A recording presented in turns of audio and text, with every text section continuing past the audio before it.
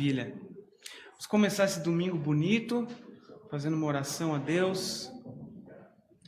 Senhor Deus, Pai amado, nós te damos graças por mais um dia que aqui estamos, ó Pai, para aprendermos mais a Tua Palavra, para conversarmos sobre as Tuas coisas, ó Deus, entendermos o quão magnífico é o Teu poder, o quão soberano Tu és sobre a história, Pai, e da forma mais misericórdia possível, como as verdades lá de trás têm sido trazidas até então, para que possamos ser instruídos apropriadamente nas Tuas coisas, ó Deus. Por favor, abençoe esse momento, Pai, nos dê muita alegria aqui em compartilharmos as Tuas coisas, ó Pai. Assim nós te pedimos, no nome de Jesus. Amém. Então, irmãos, hoje nós estamos finalizando as nossas aulas nos 5 solas da Reforma, e cada um desses solas a gente já viu, eles dariam, sei lá, umas 10 aulas cada um deles, de tanta coisa boa que a gente pode extrair disso, de tantos aspectos históricos, de aprendizados que a gente vê com a igreja ao longo do tempo. E o último sola, Soli Deo Gloria, a gente fez uma dinâmica um pouco diferente. Vou mostrar para os irmãos aqui. A gente vai quebrar ele em duas partes. A primeira parte, que a gente chama de glória somente a Deus, que é a própria tradução do lema, Soli Deo Gloria. E a segunda parte, vivendo para a glória de Deus, que seria uma abordagem um pouco mais calvinista.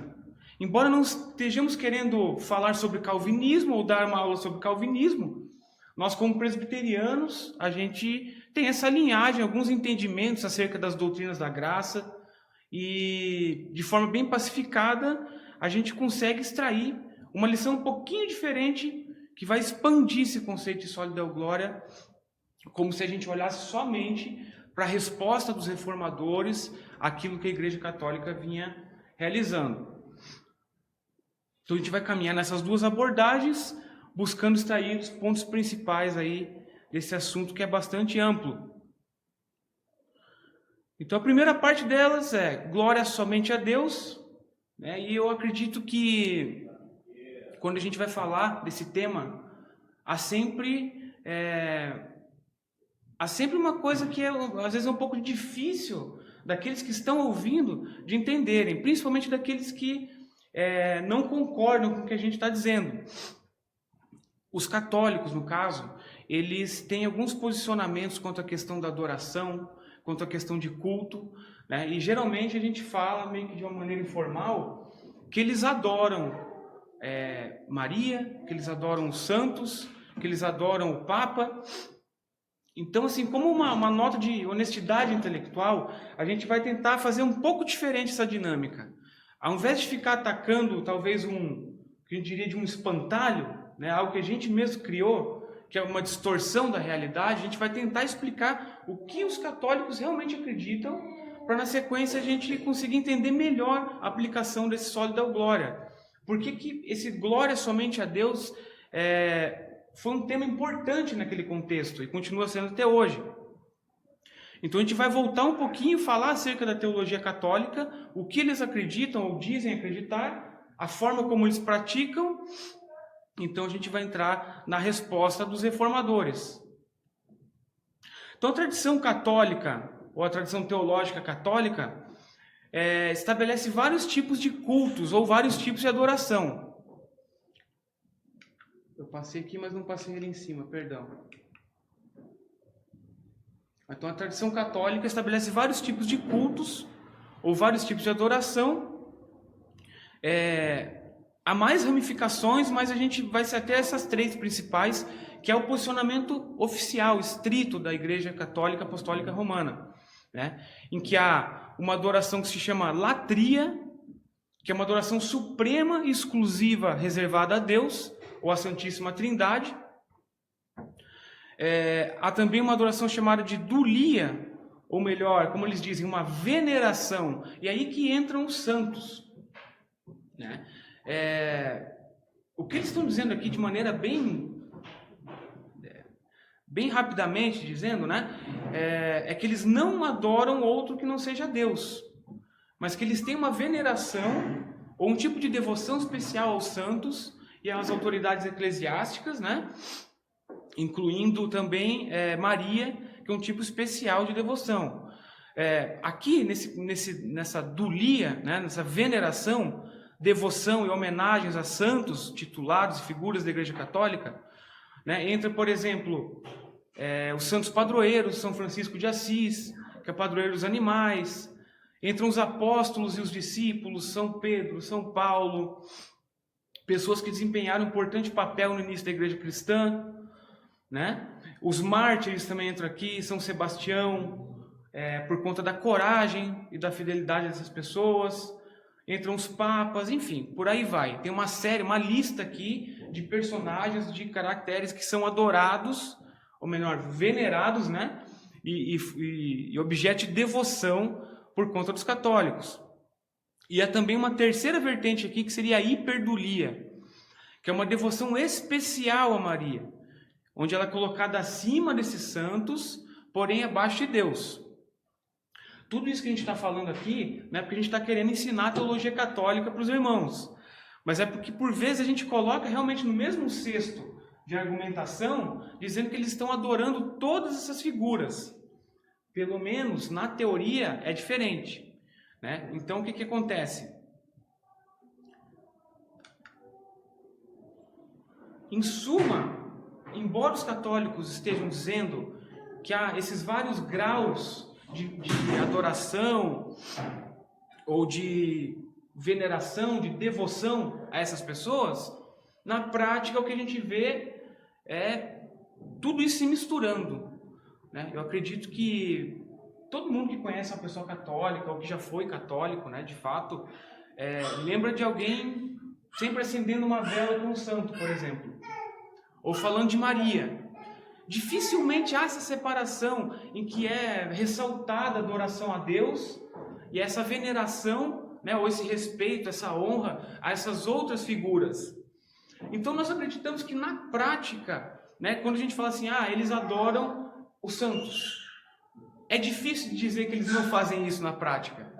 Porque quando chega naquele momento em que a pessoa torna a prática pessoal dela, religiosa, totalmente voltada a essas figuras, a gente entende que o lugar de Deus foi tirado totalmente, né? Então, enquanto a gente está aqui falando de uma abordagem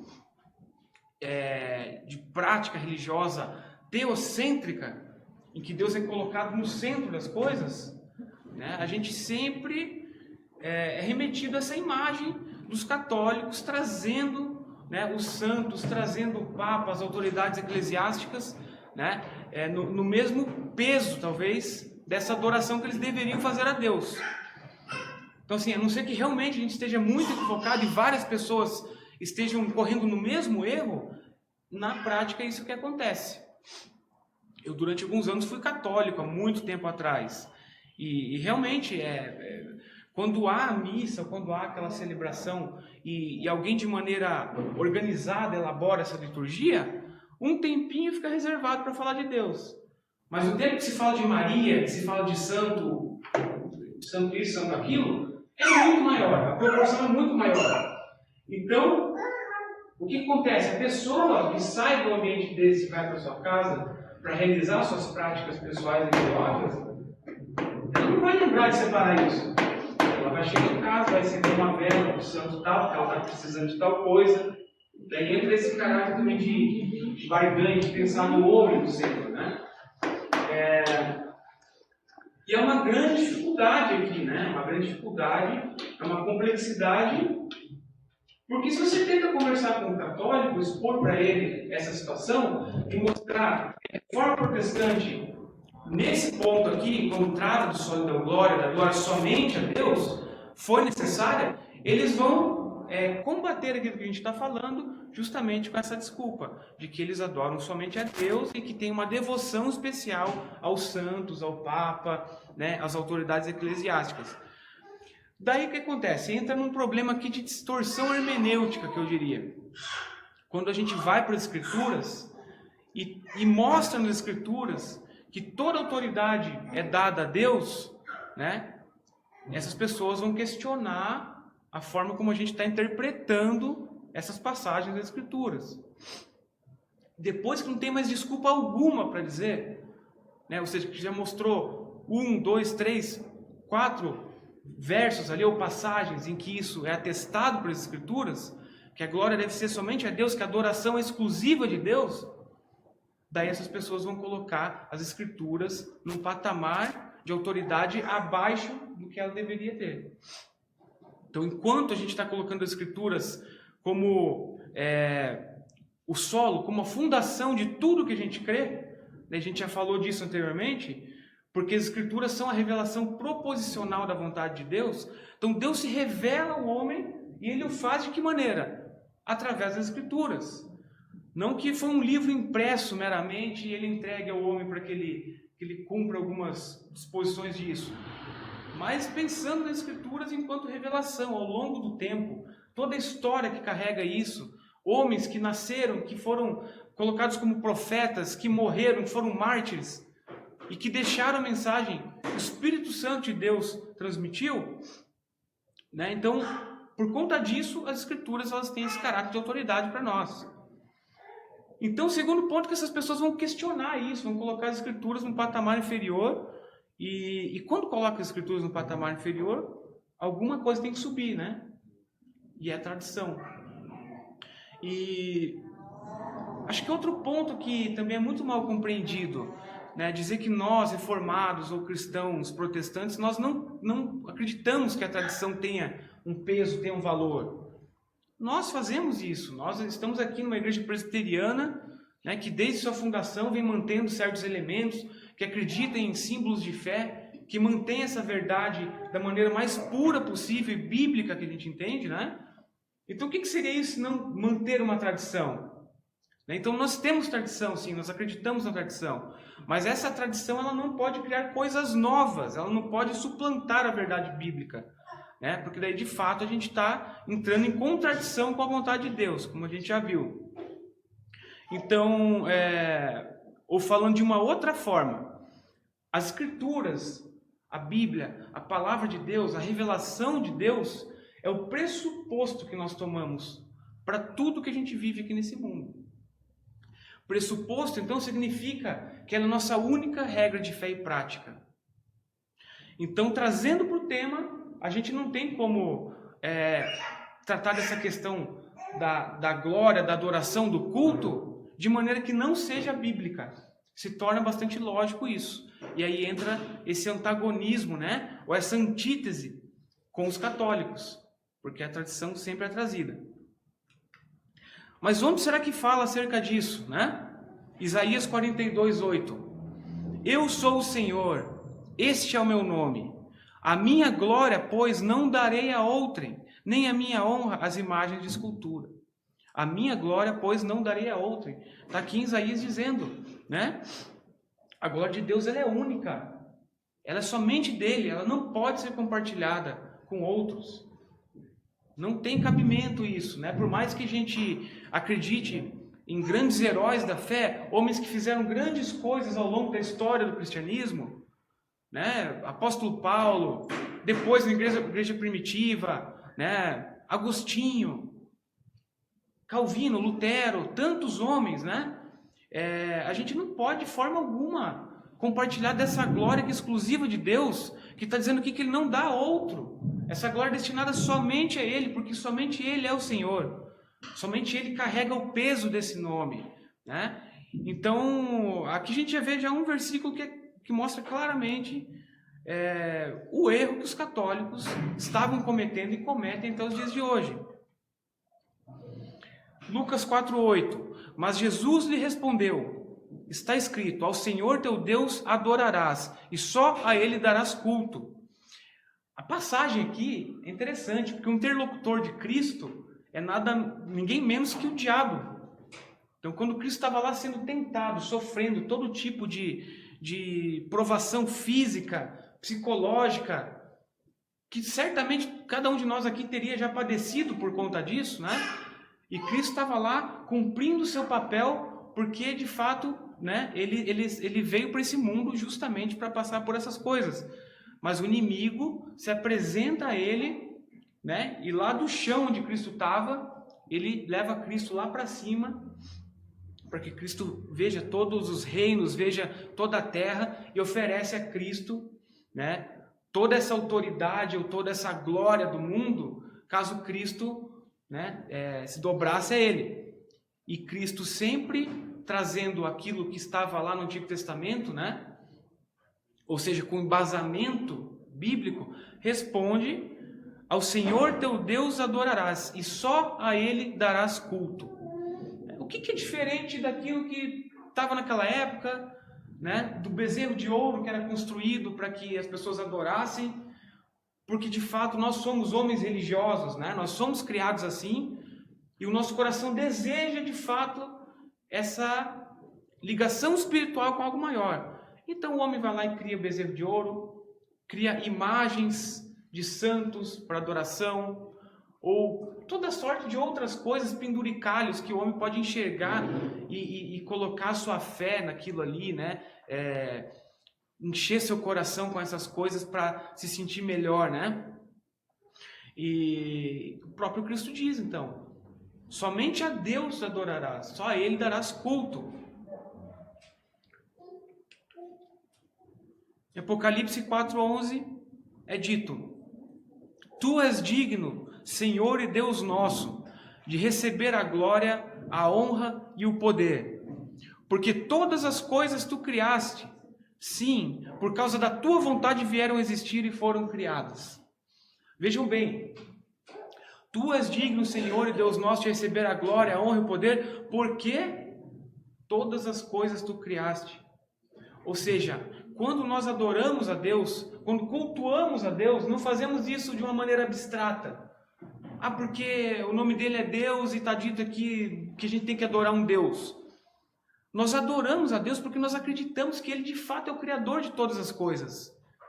Ele é o Criador de toda a existência humana. Então, não tem nada que faça mais sentido que isso, de que nós adoremos o nosso Criador. Então, imagina pegar essa glória que a gente está aqui falando, né, de uma adoração exclusiva, de uma adoração realmente que faz todo sentido biblicamente, e dividir com figuras de santos, imagens e papa, autoridades eclesiásticas. Então, tudo isso realmente é uma afronta muito grande à palavra de Deus. E a gente vai ver o que os reformadores fizeram foi justamente isso, retornar às Escrituras, né? Por isso que é um nome de reforma, não é criação de algo novo, não é estabelecimento de uma nova verdade.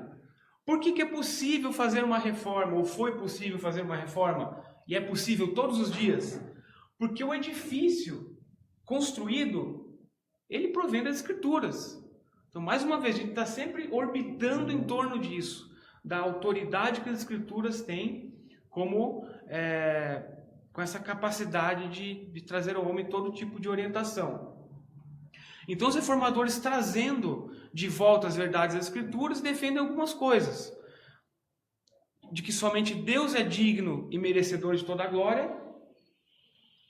Sendo soberano criador de todas as coisas, Ele não compartilha sua glória com ninguém. Como nós vimos, não faz sentido algum. Não faz sentido algum que o Criador compartilhe sua glória com uma criatura. E assim exigir a exclusividade de toda adoração a Deus. E da perspectiva divina, o alvo de Deus é manifestar a glória de sua excelência moral ao revelar às suas criaturas a grandiosidade de sua própria natureza. Glorificar a Deus é vocação e propósito de cada ser humano. Então, glorificar a Deus é uma vocação de todo homem. É isso que a gente está defendendo aqui. E por que isso é uma vocação de todo homem? Hoje a gente pode dizer que isso é o natural que aconteça. Porque o homem, ele carrega a imagem de Deus. Voltando lá para Gênesis, a gente vê a criação do homem e justamente esse aspecto, né, de que o homem, a natureza humana, né, possui a imagem de Deus. Não é somente mais uma característica que temos. Somos homens criados assim, assado, e também temos uma característica da imagem de Deus. Não, nós carregamos a imagem de Deus. É como se Deus realmente tirasse uma parte dele e colocasse em nós.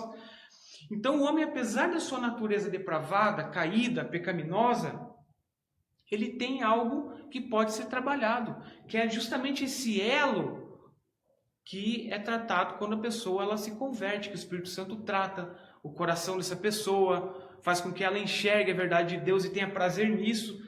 E a gente está vendo aqui, né? A manifestação da glória de Deus se dá através da forma como nós enxergamos a maneira como Ele é, a sua própria natureza, a grandiosidade dele.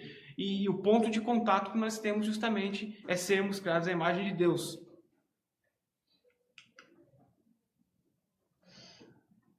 Outro verso aqui em Romanos 11:36. Porque dele e por meio dele e para ele são todas as coisas. A ele, pois, a glória eternamente. É justo o que a gente tem falado aqui. Aquele que criou, aquele que é o Criador, ele é digno de toda a glória por isso. Deus criou toda a existência humana, toda a realidade, toda a natureza, todas as criaturas. Tudo que há, tudo que existe, está nas mãos de Deus. Então a glória tem que ser dada, né, como é dito aqui pelo apóstolo Paulo, eternamente a Deus, por conta dessa grandiosidade. E agora a gente vai partir para uma outra parte aqui, irmãos, que eu chamei de vivendo para a glória de Deus. Enquanto aqui a gente falou do posicionamento católico, tentando desmistificar o que os católicos defendem que é o posicionamento deles, e isso é feito ainda de maneira oficial, né? Aquelas questões ali que a gente falou, da divisão entre adoração, veneração, por mais que na prática não seja assim, né? Por uma questão de honestidade intelectual a gente trouxe isso dessa maneira. E também vimos a forma como os reformadores enxergavam esse tema, né? Assim como alguns versos aqui das Escrituras que vão nos trazendo todo o direcionamento que foi dado àqueles homens. E como eu disse no início, né, a aula não é sobre calvinismo, a gente às vezes nem diz assim, somos calvinistas. Mas a nossa tradição presbiteriana, ela foi construída, né, dentro de um berço calvinista. Né? Ou melhor dizendo, sobre aquelas doutrinas da graça, que a gente pode conversar sobre isso numa aula posterior. E por entendermos que isso é totalmente bíblico e é uma abordagem realmente que nos traz com clareza e com exatidão aquilo que as Escrituras estão dizendo, a gente vai partir para essa abordagem, porque primeiro, porque ela foi diferenciada da abordagem estritamente reformada ou talvez luterana, né? Houve uma divisão nessa abordagem aqui, e porque a gente vai ver que isso é bíblico. Então já é suficiente para a gente tratar desse tema. Então, sob essa perspectiva, além de tudo que a gente falou, que a glória é dada somente a Deus, e que os homens vivem para adorar a Deus, para glorificar a Deus, esse é o propósito de todo homem, de toda criatura, isso aqui vai um pouco além. Nessa perspectiva, viver no mundo se torna um ato permanente de glorificação ao Senhor. Então, não somente naqueles aspectos estritamente religiosos, ou de liturgia, ou de prática devocional, o homem deve adorar a Deus. O que os calvinistas estão dizendo é o seguinte: a vida nesse mundo, ela existe para que Deus seja adorado e glorificado. Então, logo, tudo que fazemos deve ser feito para a honra e glória de nosso Criador. Assim, além da glória ser exclusiva a Deus, ela é manifestada mesmo nas pequenas coisas da vida ordinária e cotidiana. É aquela questão. Por que eu não posso preparar uma refeição, por exemplo, para a glória de Deus?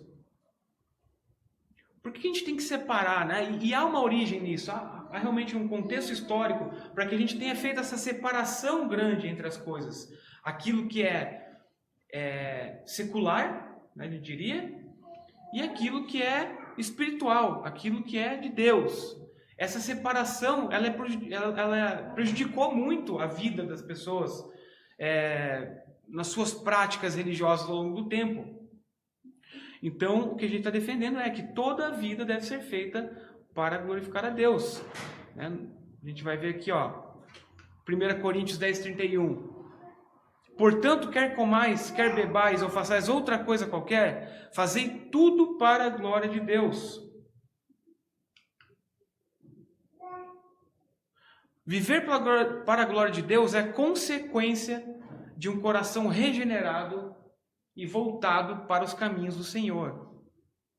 É reconhecer a bondade do Senhor manifestada nas obras de sua criação e da redenção. Então, como a gente disse, há essa quebra dessa dicotomia, né, entre uma vida secular e uma vida cristã. Então, é uma visão integral, que ao invés de suprimir esses aspectos da piedade, ou colocando eles separados num cantinho, né, e isso que torna as pessoas religiosas, e onde elas pensam que a vida delas religiosa é somente no domingo, ou é somente durante as orações, né, e são capazes de fazer uma oração e virar as costas e já está falando mal de alguém, está fazendo uma fofoca, cometendo pecados, pensando coisas, né? Então, quando a gente tem essa visão integral, né, da glória de Deus, a gente passa a entender que tudo que nós fazemos é para a glória de Deus. Né? Se eu vou arrumar as cadeiras aqui, eu vou fazer da melhor forma possível, né? Porque Deus está vendo isso aqui, conhece meu coração. Né? Se eu vou fazer o meu trabalho ir lá no escritório, eu vou fazer de maneira, né, o máximo que eu puder. Eu vou dar o melhor ali da minha capacidade, vou usar meu intelecto para isso. Então esses aspectos, eles são totalmente diferentes quando a gente passa a olhar. Então esse posicionamento realmente espalha esse viver para a glória de Deus, né, em todas as coisas que a gente faz na vida. Tem uma frase interessante do reverendo Joel Bick que eu queria compartilhar. Ele diz: quando o calvinista se apega ao sólido da glória em sua peregrinação espiritual, ele confessa que tudo que Deus faz é bom. Baseado nas Escrituras e por amor a Cristo, ele confia que todas as coisas concorrem para a glória de Deus e para o bem dele. Então é isso, quando a gente passa a ter essa abordagem, essa perspectiva, né, a gente começa a entender que as coisas que Deus faz, elas são boas, né, e Deus ele se expressa através disso, e o retorno é que nós o glorifiquemos. Então o calvinista, além de glorificar a Deus em todas as coisas, ele também busca ser instrumento ativo da glória de Deus nesse mundo, através de uma vida piedosa. Calvino vai falar sobre isso. Deixa eu pegar aqui, ó. Deus nos prescreveu uma maneira pela qual ele será glorificado em nós. Ou seja, a piedade que consiste na obediência à sua palavra. Aquele que ultrapassa esse limite não honra a Deus, antes desonra-o. É o que a gente falou, a honra, a glória é somente a Deus. Somente pelas coisas maravilhosas que ele criou, pelo que ele faz. Né? Quando a gente vai além disso, né, e passa a glorificar outras coisas, outros elementos, a gente está desonrando a Deus automaticamente. E interessante Calvino falar das práticas piedosas, né? A gente está falando de piedade, e é uma maneira como Deus, né, pela qual Deus é glorificado através da vida do crente. Então isso é outro ponto principal aqui, né? Além de glorificar a Deus por todas as coisas que nós fazemos, nós também podemos transmitir essa glória de Deus, fazendo aquilo que é bom, aquilo que é correto, que é justo, que é agradável, né? Porque tudo isso parte da natureza divina. Há outro ponto que Calvino diz: a verdadeira piedade consiste em um sentimento sincero, que ama a Deus como Pai, ao mesmo tempo em que o teme e o reverencia como Senhor, aceita a sua justiça e teme ofendê-lo mais do que teme a morte. Então essa verdadeira piedade, na verdade, ela é um sentimento de ligação muito forte com Deus e por quem Ele é. Então, por reconhecermos quem Deus é, por olharmos para as Escrituras, entendermos que Deus ali se revela, fala de seus atributos, de sua natureza grandiosa, maravilhosa, nós temos capacidade, então, de vivermos dessa maneira piedosa, glorificando a Deus em todas as coisas. Por isso que uma visão, e hoje em dia está muito em voga isso, né? Assim como foi na antiguidade, que as pessoas adoravam a natureza, adoravam certos aspectos da criação, hoje em dia está bastante na moda isso, né? As pessoas aplaudem o sol, por exemplo, tem umas coisas assim bem diferenciadas, né? Mas todo tipo de adoração que não é direcionada ao Criador é uma adoração que não serve para nada, que não faz sentido algum. Então, pelo fato de Deus se revelar em todas as coisas, né, nessa revelação geral que a gente chamaria, a natureza, né, enfim, a grandiosidade de todas as coisas do mundo, mas isso torna ineficiente essa adoração. Deus se revela de maneira especial ou específica nas suas escrituras. E é ali que ele vai, de fato, nos dar todo o direcionamento para que a gente tenha esse conhecimento verdadeiro. Então, esse conhecimento verdadeiro, ele traz um prazer no coração do crente. A nossa vida se torna uma adoração, ou se torna viver para a glória de Deus, pelo fato de que nós sabemos que conhecemos a Deus. Então, não estamos perdidos por aí pensando quem é Deus, quem é a divindade. Nós temos, de fato, um local, uma fonte onde podemos conhecer o nosso Senhor. E como Agostinho fala, que o nosso coração vive inquieto enquanto nós não reconhecemos a Deus ou não nos vinculamos a Deus de alguma forma. O homem vive assim, para cima e para baixo, encontrando novos santos, encontrando novos objetos de adoração. Então é bastante pertinente e natural que o homem vá adorar outros deuses, vai criar novos deuses, né? Tamanha impaciência do homem que enquanto Moisés estava lá recebendo os mandamentos do Senhor, lá embaixo os homens já tinham criado um bezerro para adorar. Assim, no afã de ter um objeto, né, para fazer essa adoração, para suprir essa vontade, esse desejo do coração.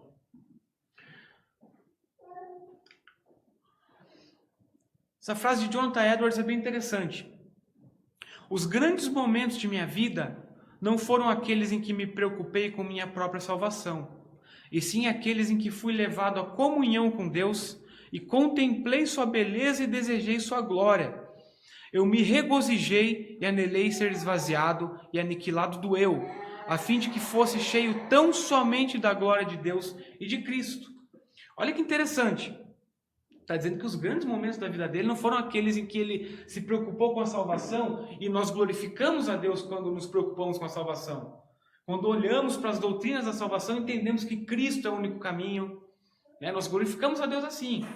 Mas o que ele está dizendo é muito mais profundo. Quando ele entra em comunhão com Deus e contempla a beleza de Deus, em toda essa grandiosidade, é que ele de fato deseja essa glória de Deus e sente que esse é o caminho, esse é o objetivo ou o princípio básico de todo homem, de toda criatura, de todo ser humano.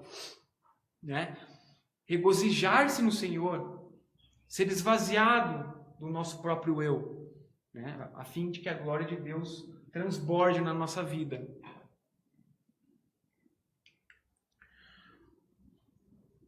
Então, enquanto na perspectiva reformada, ou estritamente reformada, era preciso reafirmar a glória somente a Deus em virtude das distorções do catolicismo, o calvinismo vai além e considera o sólido da glória de maneira mais ampla e integral, abrangendo todos os limites da vida cristã. E por fim a gente tem aqui uma passagem de Colossenses: tudo quanto fizerdes, fazei-o de todo o coração, como para o Senhor e não para homens, cientes de que recebereis do Senhor a recompensa da herança. Tudo quanto fizerdes. Então é isso, irmãos. A nossa abordagem aqui, ela não se limitou a falar acerca do que o catolicismo pregava, e continua pregando até hoje, e não somente o catolicismo, Não são somente os católicos que entendem a teologia daquela maneira, mas também os ortodoxos entendem assim, né? Os anglicanos também entendem assim. E o grande problema nisso, como a gente viu, é que não há um ponto de contato entre as duas vertentes. Não tem como a gente conversar, porque quando chega em certo ponto, as autoridades das escrituras são questionadas e a tradição é colocada à frente. E como a gente já disse, nós acreditamos que a tradição é importante, nós temos uma tradição, mas a tradição não é a nossa regra de fé e prática, né? Ou nossa única regra de fé e prática. A tradição ela pode representar de diversas maneiras a forma como as escrituras tratam sobre diversos temas. Nós temos uma tradição de termos uma ordem do culto pré-estabelecida, de uma liturgia que tem certos elementos que são representados de maneira prática, e seguimos isso como uma tradição, como uma regra, mas isso tem um respaldo nas escrituras. Quando os católicos dizem que a tradição defende eu não vou nem dizer adoração, né, senão eu já vou entrar naquele erro que as pessoas geralmente incorrem. Essa veneração a santos, por exemplo, fica complicado de defender esse tipo de coisa, entendeu? Porque é totalmente a partir de tradição. É uma tradição que é criada ao longo do tempo e que se perdeu a origem disso, né? Então, essa é a grande diferença. E o calvinismo vem como uma continuação do que os reformadores estavam fazendo, né? Obviamente, a concordância total, plena, quanto àquilo ali que foi trabalhado pelos reformadores, aquilo que foi defendido, o que significa o sólido da glória, a glória somente a Deus, mas expande isso, né, de uma maneira que é muito interessante, muito prolífica para a nossa vida espiritual, visto que ela é bíblica, como a gente viu. Não é da cabeça de um teólogo, não é um reformador que inventou isso, né? Se a gente fizesse isso, a gente estaria incorrendo no mesmo erro lá dos católicos, né? Então, por entendermos que as escrituras nos habilitam e também nos incentivam a fazermos dessa maneira, a glorificarmos a Deus em tudo que fazemos, assim nós buscamos viver. Até um outro conceito em latim que é bastante conhecido, que é o corandel, né, que significa viver a face de Deus, né, que basicamente é você fazer tudo que você faz nesse mundo, nessa vida, a face de Deus, sabendo que Deus está ali acompanhando e que por conta disso você vai fazer isso da melhor forma possível, você vai fazer isso em adoração, glorificando Ele em todo o tempo. Então essa é a nossa breve aula de hoje. Consegui terminar antes do horário, porque na última oportunidade a gente quase passou, e não deu nem tempo para os irmãos comentarem alguma coisa, perguntarem, né? Então, como temos um tempinho aí, por favor, levantem questionamentos, tragam complementos, discordem, se for o caso. Fiquem à vontade, por favor. O que os irmãos consideraram mais importante disso tudo? O que talvez aí a igreja de hoje se compare àquela igreja lá de antigamente, né? Eu acho que tem muitas coisas aí que estão caminhando para aquele problema central, né? Inclusive entre nós evangélicos. Quem aí já viu aquelas igrejas que criaram uma arca da aliança, né, dourada? Uma coisa até brega de ver aquilo, né? Uma arca de plástico, enfim, eles vão levando e vão, sabe? Outros escrevem uma oração pela arca, eles queimavam lá na frente da igreja, a fumaça sobe para o céu. Voltamos lá pro Pentateuco, né? Já tive uma época dessas igrejas. E às vezes as pessoas ganham até umas arquinhas pequenininhas para levar para casa, né? É aquilo que a gente estava falando. O homem, ele é um ser religioso, né? Essa semente de Deus que o homem carrega torna ele um ser religioso. Só que o grande erro é que o homem direciona isso para outras coisas. Não diria nem outros deuses, né? Mas outras coisas até, como isso de carregar um objeto, né? Tem gente que carrega um escapulário, pé de coelho, algumas coisas assim. E tudo isso faz o homem se sentir mais próximo dessas coisas espirituais, né? Ele passa a confiar naquilo que ele está carregando. Exatamente. E a confiança, quando a gente vê, quando ela é fora de Deus, quando ela é fora dos desígnios de Deus, ela é um pecado. O homem está tirando a adoração a Deus, a confiança que tem em Deus. Às vezes o crente mesmo evangélico, né, que está um pouco neófito, que tem alguma prática, assim, sabe, seja de, sei lá, de ter algum tipo de... alguma práticazinha religiosa que torne aquilo uma válvula de escape espiritual para aquela pessoa, já tirou a glória de Deus, já tornou a adoração quebrada, nem completa ao Senhor. Então é isso que nós estamos defendendo, né? Adoração única, exclusiva para o nosso Senhor, porque só Ele criou todas as coisas. Né? Tem uma frase muito legal do teólogo, estadista, foi um monte de coisas ele, Abraham Kuyper, que diz o seguinte, que não há um segundo, um centímetro quadrado de toda a existência humana no qual Cristo, que é soberano sobre todas as coisas, não diga, é meu. Então é interessante pensar isso, né? Não tem nada na existência humana que não esteja debaixo dessa soberania, dessa glória maravilhosa de nosso Senhor. Tudo isso faz com que nós, criaturas, olhemos para isso e a reação é adorar a Deus. Não outras coisas, não santos, né? De forma bem resumida, assim, uma palavra, o que seria glorificar a Deus? Então, tem um conceito de Calvino acerca de piedade, né, que ele chama de piedade conhecendo as Escrituras, ou seja, quando a gente conhece as Escrituras, a gente conhece da vontade de Deus. Conhecendo a vontade de Deus, a gente cumpre aquilo e faz qualquer coisa no mundo, qualquer coisa que a gente for fazer com esse prazer, com essa vontade de agradar a Deus, com o intuito, né, genuíno de agradar ao Senhor e tendo prazer em glorificá-lo através de tudo que a gente fizer. Por isso que eu comentei. E tem até um exemplo interessante. Não é exatamente sobre esse conceito numa perspectiva calvinista, né, que é um pouco depois, mas o âmago disso reflete. Que alguém perguntou para Lutero, como é que um sapateiro lá pode glorificar a Deus? Ou pode, enfim, adorar a Deus com o trabalho dele. Ele fala, fazendo um bom sapato, fazendo o melhor sapato que ele puder, né, Deus vai ser glorificado. E vender com um preço justo. Com preço justo. Por favor, né? Não sei se isso responde. Mas alguém que não conhece a Deus e faz o melhor, e às vezes é melhor do que quem conhece, não vai glorificar a Deus. É porque daí o foco da pessoa estaria em fazer o bem. E a gente tem uma porção de religiões que pregam isso, esse bem supremo, né? Por exemplo, o espiritismo.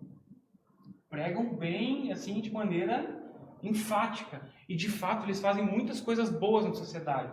É só a gente ver uma porção de tragédias que acontecem aí, e esse pessoal vai lá e ajuda, sabe? Dão alimento, dão mantimento, todo tipo de recurso possível. E, enfim, e há inúmeras outras religiões que fazem isso.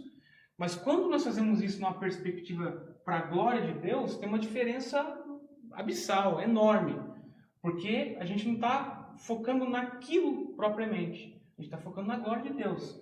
Eu faço o melhor sapato, não porque fazer o melhor sapato é o objetivo primário, né? Mas o objetivo primário é glorificar a Deus. Então eu faço isso porque creio que isso... Não seria para mostrar na minha glória, né? Eu faço o melhor sapato porque você vai olhar para mim, você vai ver um excelente produto, olha, não é? Comprem de mim, olha que maravilha. Não, é o Senhor, olha para o Senhor. Né? Se eu tenho essa habilidade, recebi do Senhor. Então a glória é para Ele. Então olhando sempre nessa perspectiva, sempre, né? Para a glória do Senhor. Como o meu bem colocou aqui, as pessoas fazem coisas boas, mas a intenção do coração e do nosso coração também mesmo, crentes, evangélicos, protestantes, se nós não estivermos ligados com isso, nós também fazemos as coisas para o nosso próprio bem. Para recebermos elogios, para recebermos a gratidão dos outros, para que olhem para nós e digam, nossa, como é uma pessoa boa. Isso sim que é ser um crente. Mas não é por causa disso que nós, se temos um verdadeiro entendimento das Escrituras, nós olhamos e fazemos essas coisas sempre nessa perspectiva. Glorificar a Deus, apontando para Deus, tirando a glória de nós mesmos. Deus não divide a glória dele com ninguém. Né? Então, essa perspectiva que nós devemos ter. Eu acho importante, muito essa aula, e o que o presbítero Muro colocou, é exatamente isso. Nós precisamos ser lembrados o tempo todo de que a glória de tudo que somos e fazemos deve ser sempre direcionada a Deus e não a nós. Nada do que fazemos deve trazer-nos glória, mas se fazemos ou se somos, é direcionar ou deve ser direcionados ao Senhor. Esse é um dos grandes desafios nossos, porque a nossa tendência, a nossa natureza é trazer para nós. Nós queremos isso, nós desejamos isso, nós gostamos de termos a glória, de sermos, que os holofotes estejam em nós. Nós gostamos disso. Então esse é um grande desafio. E contamos com isso, com a palavra de Deus, com o Espírito Santo do Senhor, para levarmos e direcionarmos para Deus. Tirar de nós e colocarmos do Senhor. Né? Então, como eu disse, o Murilo lembrou, espíritas e todo mundo faz boas obras. Fazem boas obras. Agora, direcionam, eles querem o holofote para si. E nós também temos que ter esse cuidado, porque somos assim também. Não vamos, são só eles, nós não. Nós também. Não é porque somos seres humanos, caídos, pecadores. Né? Mas como temos agora conhecimento, então temos que olhar para o Senhor, glória para Ele. Eu acho que complementando isso, pastor, que primeiramente existem muitas igrejas evangélicas hoje em que o centro está a pregação do homem, né? Faça isso. São até igrejas meio que autoajuda. Tantos passos para você chegar a Deus, para você ser assim, para você ser mais piedoso, para você, e as músicas, você é importante, Deus morreu por você.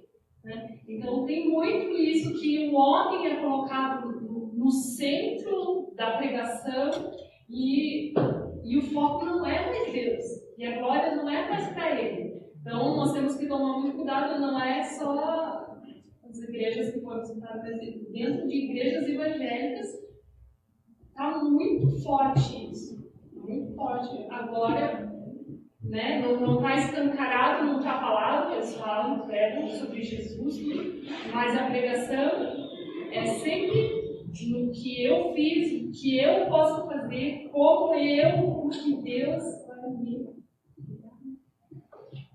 Acho que, por favor. Hebreus também fala, deixa bem claro, que sem fé é impossível agradar a Deus. Então, sem fé não qualquer tipo de fé. Então, a fé verdadeira é sem fé. Qualquer coisa que você faz não vai glorificar a Deus, não vai agradar a Deus. Na verdade, o só agrade, como ele fez na transmissão do passado, ele deixou bem claro que qualquer boa obra que alguém faça, por si mesmo, querendo a sua glória, qualquer coisa do tipo, Deus compara a fraco de notícia. Então, por mais que a gente pareça ver algo bom, a pessoa fazendo algo bom, Deus fala que é notícia. Então, não tem como alguém, fora da fé verdadeira, glorificar Deus. As coisas, obviamente, tudo vão redundar para a glória de Deus. A punição devida a Ele e tudo mais, mas o que Ele faz não está diretamente glorificando a Deus, porque Deus compara a imundícia. Então, os elementos que tem para glorificar a Deus no nosso trabalho, por exemplo, é fazer o melhor, ter a intenção de agradar a Deus e ter fé. Os elementos são isso. Todo ser, né? Todo o coração da pessoa tem que estar envolvido para amar a Deus e glorificar Ele. Então você vai fazer tudo com excelência, porque você não está fazendo para homens, mas como para o Senhor. Então envolve todos os seus sentimentos, pensamentos, emoções, tudo é direcionado para Deus. Então não tem como pegar só uma parte e falar coisa para Deus, porque Ele exige todo o seu ser. Não somente uma parte, somente o resultado disso que a gente vê, mas até o seu interior. O principal é o coração, né? Não que a manifestação externa disso tudo não seja relevante, obviamente é. Mas o coração do homem é que realmente vai ditar aquilo que, né, o que está acontecendo ali por trás. Porque a gente vê, e assim, é muito pouco tempo para a gente tratar de tudo, né? Mas lá na apresentação de Sola Gratia, como o presbítero Daniel bem lembrou, né? A gente vê uma pincelada sobre a natureza humana. Então, essa depravação do homem, esse coração corrompido, que somente entra em harmonia com Deus e consegue se restabelecer por meio de Cristo, né? Vai acabar maculando todas as obras boas e, assim, visivelmente, né? Boas que a gente encontra por aí. Então, as outras religiões, elas vão praticar coisas boas, mas elas não estão fazendo isso, né, com o intuito de glorificarem a Deus. Assim como pessoas que fazem coisas boas sem acreditar em nada e sem desejar nada. A pessoa está fazendo uma boa obra não porque ela quer salvação e não porque ela quer cumprir com algo religioso, né? E a gente bate nesse ponto também. A gente faz tudo para a glória de Deus ou pensa em Deus em tudo que a gente faz, coloca isso à frente, não para a gente cumprir com um pressuposto religioso, mas porque o nosso coração está desejoso, né, de anelar com Deus, de estar junto com Ele, pelas maravilhas da redenção que temos em Cristo, por todas essas coisas. Acho que a irmã Natália... Eu estava aqui conversando com a Glória, exatamente sobre isso que você terminou de colocar, essa parte de tudo que você vai fazer envolve você também como filho, que a Bíblia fala que a gente tem que honrar os pais, as autoridades. É tudo mesmo, gente. Eu como mãe, eu não trabalho fora, mas eu sou esposa, eu sou mãe. Eu como esposa também, eu tenho esse papel de sempre ter o meu coração voltado para Deus, sabendo que eu vou prestar contas para Deus também. De tudo isso. De como eu educo meu filho, como eu trato meu esposo, eu trato os meus irmãos de igreja, e envolve toda a área da vida. Sendo bem prático, assim. Eu não trabalho fora, mas eu sou mãe, eu sou esposa, eu tenho pais, eu tenho irmãos da igreja. Tudo isso eu tenho que honrar Deus, glorificar com essa obediência por amor, sabe?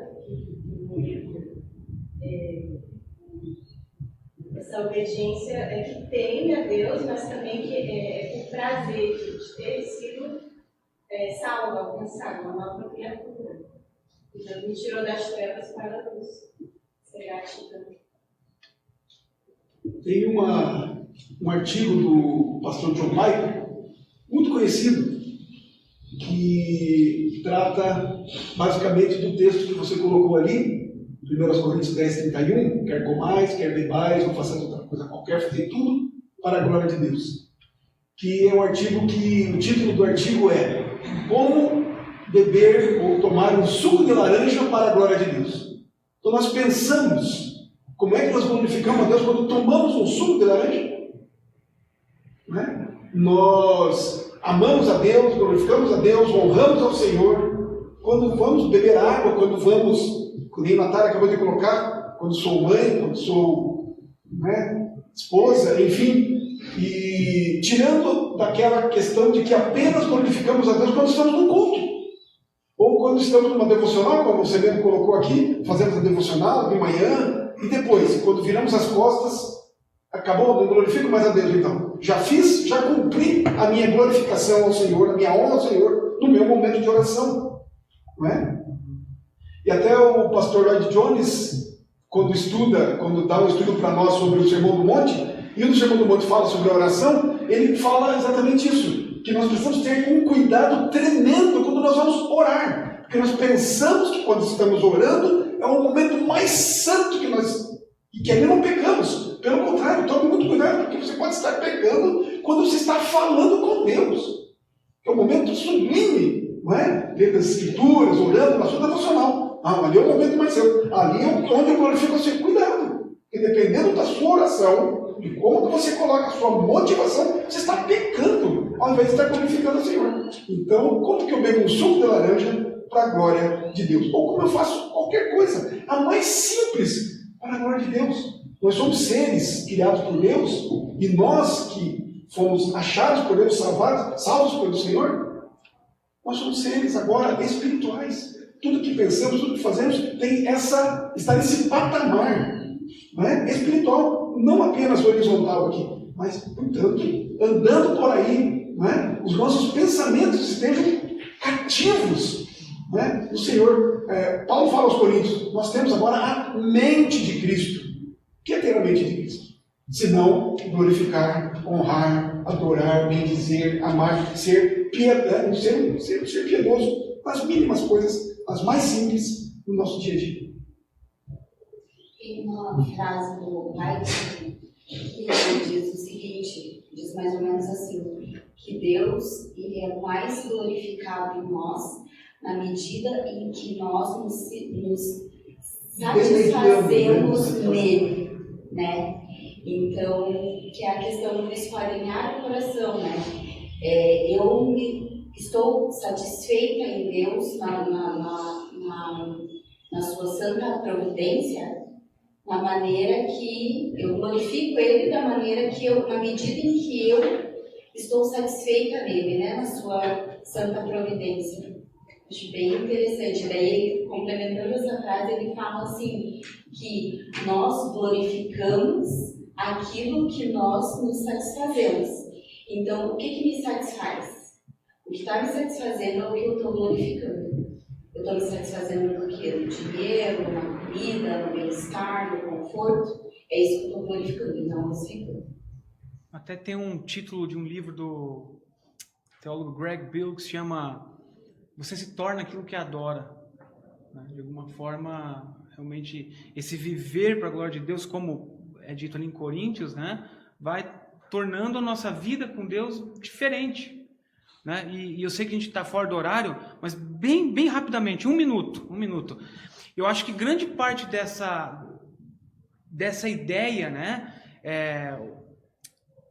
ou dessa dificuldade de compreender essas coisas, se deve ao fato de que a gente tem essa dicotomia, como a gente já disse ali bem rapidamente, né? Então nós acreditamos que o homem ele é integral, né? Acreditamos na integralidade do ser. Aquela ideia lá católica que veio lá do tomismo, né, de Tomás de Aquino, de que o homem tem um corpo e ele possui uma alma e ele é espírito também, e tem todas essas divisões, ou em alguns momentos isso é feito de maneira somente corpo e alma e espírito, né, de outro lado ali, isso torna essa divisão muito mais latente na nossa vida prática. Então, aquilo que você falou, né, Deise? A gente acaba tornando tudo isso muito natural, quando a gente pensa de uma perspectiva integral. Não, o homem todo, ele vive para Deus. E daí a gente consegue entender o que o apóstolo Paulo está dizendo ali. Né? Como é que eu vou glorificar Deus, ou viver para a glória de Deus, né, se eu estou tomando o suco de laranja? Né? É esquisito, mas passa a fazer sentido nessa ótica. É isso, irmãos. Tá bom, né? A gente podia continuar mais um pouco aqui, mas realmente fazer uma oração para a gente finalizar.